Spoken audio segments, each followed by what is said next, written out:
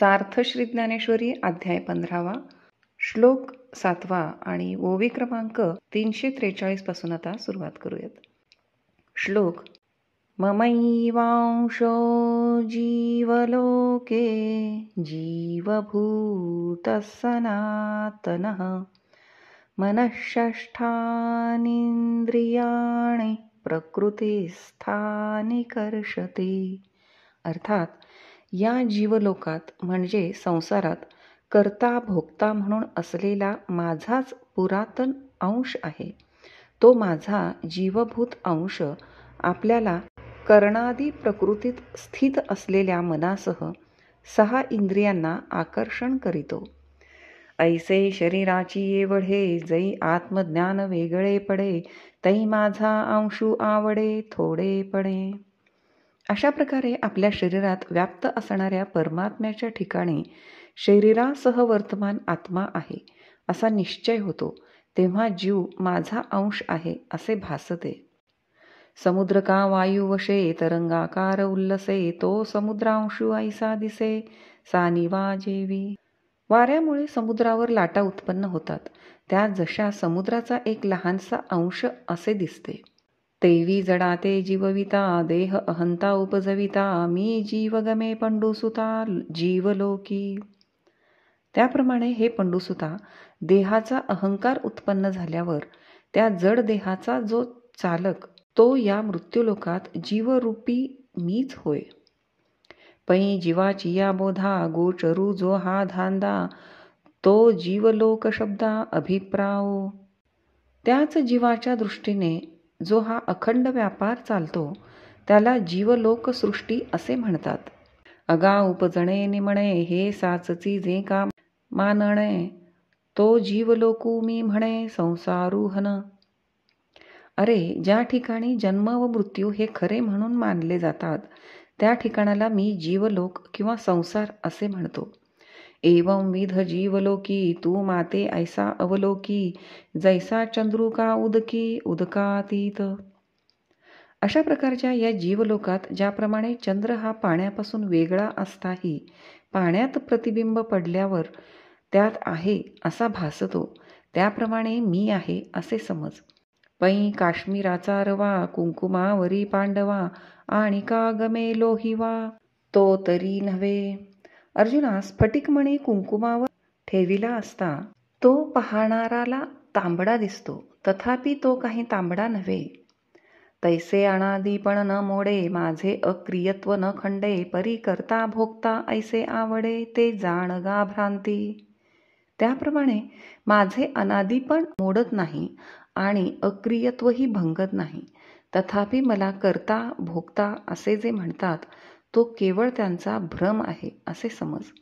किंबहुना आत्मा चोखटू होऊनी प्रकृतीसी एकवटू, बांधे प्रकृती धर्माचा पाटू आपण पया.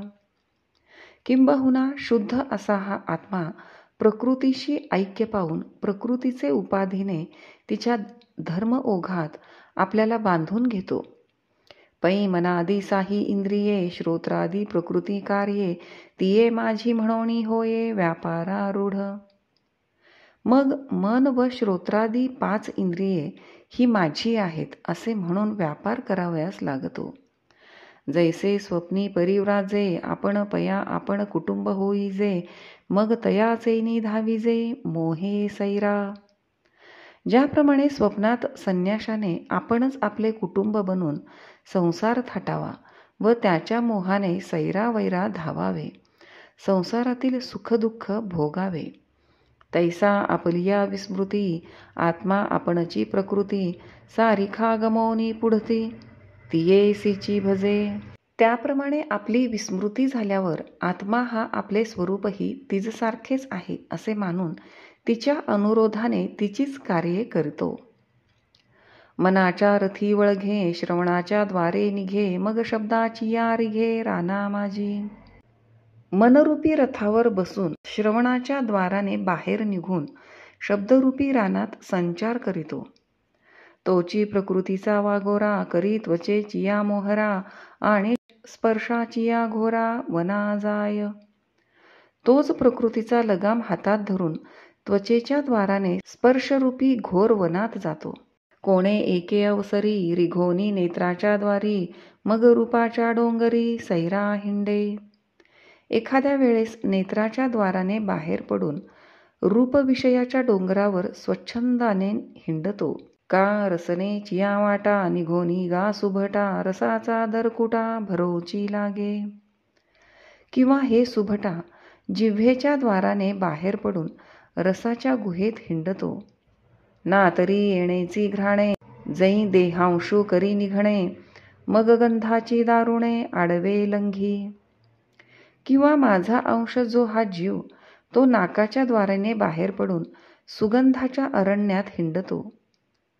ऐसेनी देहेंद्रिय नायके, धरुनी मन जवळीके, भोगी जती शब्दाधिके विषय भरणे. याप्रमाणे देह व इंद्रिये यांचा नायक जे मन, ते आपलेसे करून घेऊन पंचेंद्रियांचे विषय जे शब्दाधिक त्यांचा उपभोग घेतो. श्लोक 8.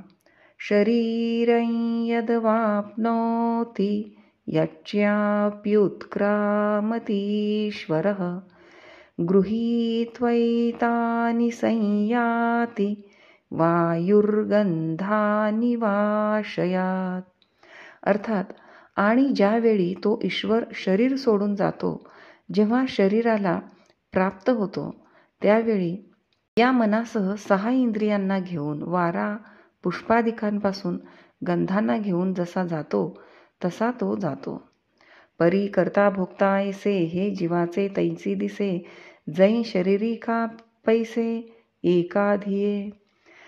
पण जीवाचे कर्तृत्व किंवा भोक्तृत्व तेव्हाच दृष्टीस पडते की जेव्हा तो एखाद्या शरीरात प्रवेश करीतो. जैसा आथिला आणि विलासिया, तैची ओळखो ये धनंजया, जै राजसेव्या ठाया वस्तीसी ये. ज्याप्रमाणे एखाद्या संपन्न व विलासी पुरुषांचे ऐश्वर्य तेव्हाच दृष्टीस पडते की जेव्हा तो एखाद्या राजवाड्यात राहावयास येतो. तैसा अहंकर्तृत्वाचा वाढू, काम विषयेंद्रियांचा धुमाडू, हा जाणीजे तै निवाडू, जै देह विजे. त्याचप्रमाणे ज्या वेळेस जीव देह धारण करीतो, त्यावेळेसच जीवाची अहंकाराची वाढ किंवा विषयेंद्रियांची धामधूम दिसण्यात येते. अथवा शरीराते सांडी, तर्ही इंद्रियांची तांडी, हे आपण पयांसवे काढी घेऊनी जाय. अथवा शरीर जर टाकिले तर जीव आपल्याबरोबर नेहमी असणारे मन व इंद्रियांचा तांडा ही आपली संपत्ती घेऊन जातो. जैसा अपमानीला अतिथी, ने सुकृताची संपत्ती, का साई खडे याची गती सूत्रतंतू.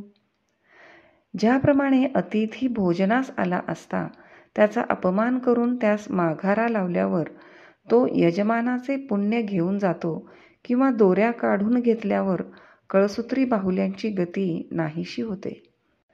नाना मावळतेनी तपने, नेई जती लोकांची दर्शने, हे असो धृती पवने नेई जे जैसी. अथवा सूर्य मावळला असता तो लोकांची दृष्टी आपल्याबरोबर घेऊन जातो. फार काय सांगावे, वारा ज्याप्रमाणे आपल्याबरोबर पुष्पातील सुवास घेऊन जातो. तेवी मनःषष्ठायया इंद्रियांते धनंजया, देह राजूने देहा पासूनी गेला. त्याप्रमाणे हे धनंजया, जीव देहाला सोडून गेला म्हणजे आपल्याबरोबर 5 ज्ञानेंद्रिये व 6वे मन यांना घेऊन जातो. श्लोक 9. श्रोत्रं चक्षुस्पर्शनं च रसनं घ्राणमेव च, अधिष्ठाय मनश्चायं विषयानुपसेवते. अर्थात हा जीव ऐकण्याचे साधन, पाहण्याचे साधन, स्पर्श जाणण्याचे साधन, रस चाखण्याचे साधन आणि वास घेण्याचे साधन आणि त्या 5 इंद्रियांशी संबंध होणारे मन यांचा अधिष्ठाता होऊन शब्दादी विषयांचे सेवन करतो, उपभोग घेतो. मग एथ अथवा स्वर्गी, जेथ जे देह आपंगी, तेथ तैसेची पुढती पांगी मनाधिक. मग तेथे अथवा स्वर्गलोकात ज्या ज्या ठिकाणी जो जो देह धारण करील त्या त्या ठिकाणी मनाधिक 6 इंद्रियांचा पुन्हा पसारा घालतो. जैसा मालव लिया दिवा प्रभेसी जाय पांडवा, मग उजळी जे तेथ तेधवा तैसाची फांके. अर्जुना, दिवा मालवल्यावर जसा आपल्या तेजासह नाहीसा होतो, तसा तो फिरून लावल्यावर आपल्या तेजासह फांकतो. तरी ऐसे सिया राहाटी अविवेकियांचे दिठी, ये तुले हे किरीटी गमेची गा. तर अर्जुना, अशा प्रकारच्या व्यवहारात अज्ञानाचे दृष्टीला पुढे सांगितल्याप्रमाणे वाटू लागते.